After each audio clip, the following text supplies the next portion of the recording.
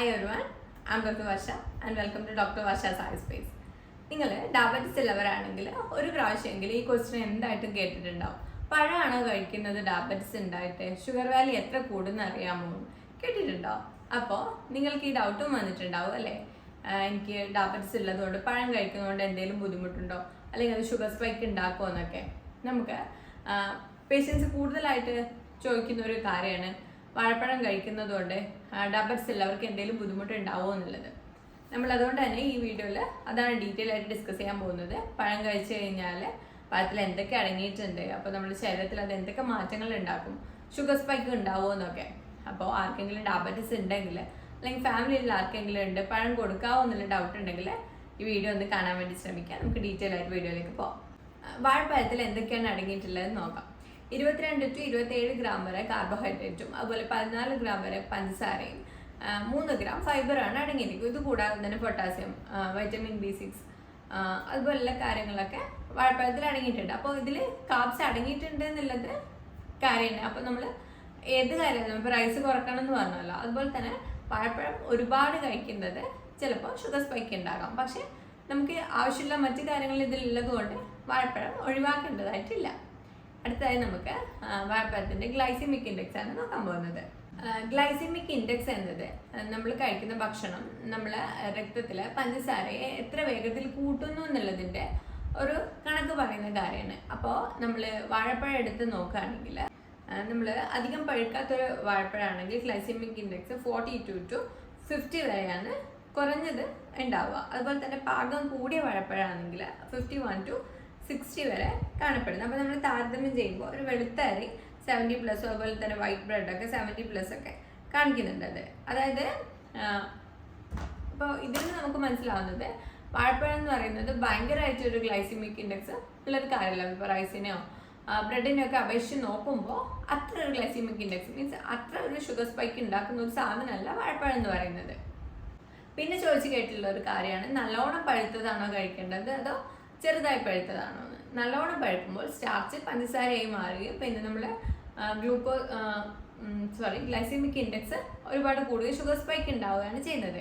അപ്പോൾ അതുകൊണ്ട് നമ്മൾ ഒരുപാട് പഴുത്തത് യൂസ് ചെയ്യാതെ ചെറിയ പച്ച നിറത്തിലുള്ളത് അല്ലെങ്കിൽ ചെറുതായി പഴുത്തത് എപ്പോഴും യൂസ് ചെയ്യാൻ വേണ്ടി ശ്രമിക്കാം. പിന്നെയുള്ള കാര്യമാണ് അളവ് എന്ന് പറയുന്നത്. നമ്മളൊരു 3 പഴമൊക്കെ കഴിക്കുന്നത് ഒബ്വിയസ്ലി നമുക്കത് ഒരുപാട് ഷുഗർ സ്പൈക്ക് ഉണ്ടാക്കുക തന്നെ ചെയ്യും. അപ്പോൾ ഹാഫായിട്ട് അല്ലെങ്കിൽ ഒരു വലിയ പഴമാണെങ്കിൽ ഹാഫായിട്ട് കഴിക്കുക, അല്ലെങ്കിൽ 1 മാത്രം കഴിക്കാൻ വേണ്ടി ശ്രദ്ധിക്കുക. അളവാണ് മെയിനായിട്ട് നമ്മൾ ശ്രദ്ധിക്കേണ്ടത്. അല്ലാതെ വാഴപ്പഴം എന്നുള്ളത് ഒരു കാര്യം കംപ്ലീറ്റ് ആയിട്ട് അവോയ്ഡ് ചെയ്യല്ല വേണ്ടത്.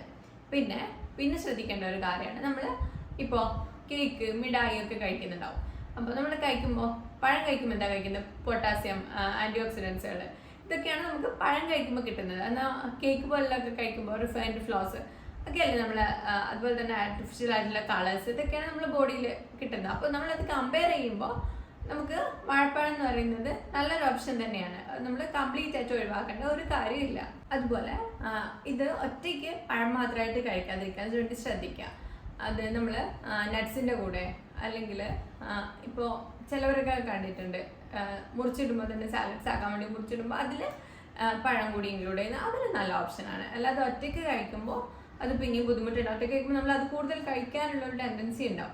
അതുപോലെ തന്നെ ദിവസവും കഴിക്കാവോ എന്ന് ചോദിച്ച് കേട്ടിട്ടുണ്ട്. നമ്മളെ HbA1c വാല്യൂ, അതുപോലെ നിങ്ങൾക്ക് എത്ര നാളായിട്ട് ഡയബറ്റീസ് ഉണ്ട്, അതിപ്പോൾ എത്ര കൺട്രോൾഡ് ആണ്, നിങ്ങളുടെ ലൈഫ് സ്റ്റൈൽ എങ്ങനെയാണ്, അതൊക്കെ നോക്കിയിട്ടാണ് നമ്മൾ ദിവസം കഴിക്കാവോ എന്ന് പറയുന്നത്. ഇപ്പോൾ കൺട്രോളിലുള്ള ആളാണെങ്കിൽ ഇടയ്ക്ക് കഴിക്കുന്നതിനൊന്നും ബുദ്ധിമുട്ടില്ല. പക്ഷെ കൺട്രോളിലല്ല എന്നുണ്ടെങ്കിൽ നമ്മൾ മാക്സിമം നല്ല ഗ്യാപ്പിൽ മാത്രം കഴിക്കാൻ വേണ്ടി ശ്രദ്ധിക്കുക. കാരണം ഗ്ലൈസിമിക് ഇൻഡെക്സ് മറ്റ് ഫ്രൂട്ട്സിനെ അപേക്ഷിച്ച് കുറച്ചുണ്ടല്ലോ. അപ്പോൾ കഴിക്കുമ്പോൾ ബുദ്ധിമുട്ടുണ്ടാവുമെന്ന് തോന്നുന്നുണ്ടെങ്കിൽ നിങ്ങളുടെ കണ്ടീഷനൊക്കെ ഡോക്ടറുടെ അടുത്ത് പറഞ്ഞിട്ട് മാത്രം നിങ്ങൾ ഡെയിലി കഴിക്കുന്ന ഒരു ശീലമാക്കാം.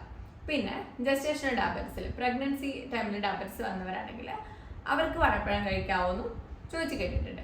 അപ്പോൾ അതും നിങ്ങൾക്കിപ്പോൾ എത്രമാത്രം വാല്യൂ ഉണ്ട് എന്നനുസരിച്ച് തന്നെയാണ് അതും നമ്മളൊരു കഴിക്കാവോ എന്നുള്ളതൊരു കൺഫേം ചെയ്യാൻ പോകുന്നത്. പക്ഷേ കഴിക്കുമ്പോഴും നട്ട്സിൻ്റെ കൂടെയോ മറ്റ് ഫ്രൂട്ട്സിൻ്റെ കൂടെയോ അങ്ങനെയൊക്കെ കഴിക്കുക.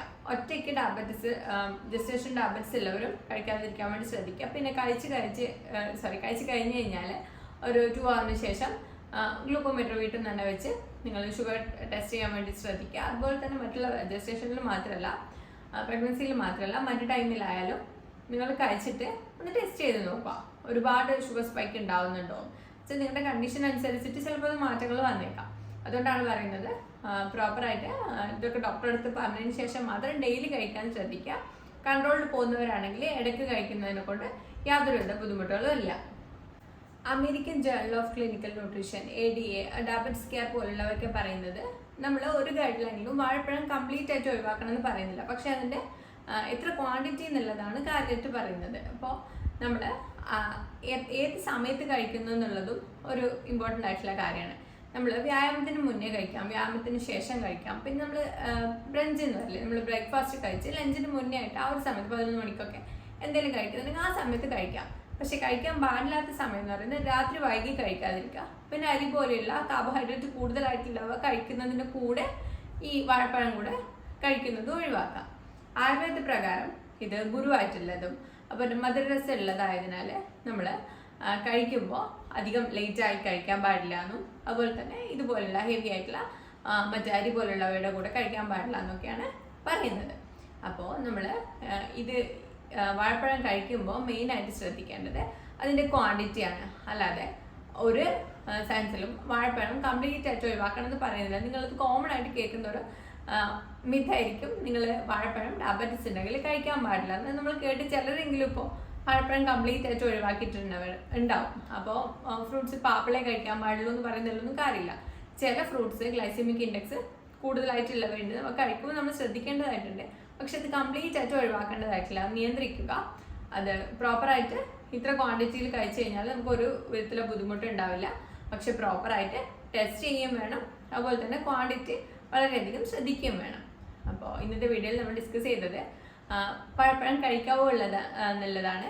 അപ്പോൾ ഈ വീഡിയോ നിങ്ങൾക്ക് ഹെൽപ്ഫുൾ ആയിട്ടുണ്ടെങ്കിൽ, അല്ലെങ്കിൽ ആരെങ്കിലും പഴം കഴിക്കാതെ ഇത്ര വലിയ കാര്യങ്ങൾ സോഷ്യൽ മീഡിയയിൽ അങ്ങനെ കേട്ടിട്ട് നിർത്തിയിട്ടുണ്ടെങ്കിൽ അവർക്കൊന്ന് ഷെയർ ചെയ്ത് കൊടുക്കാം.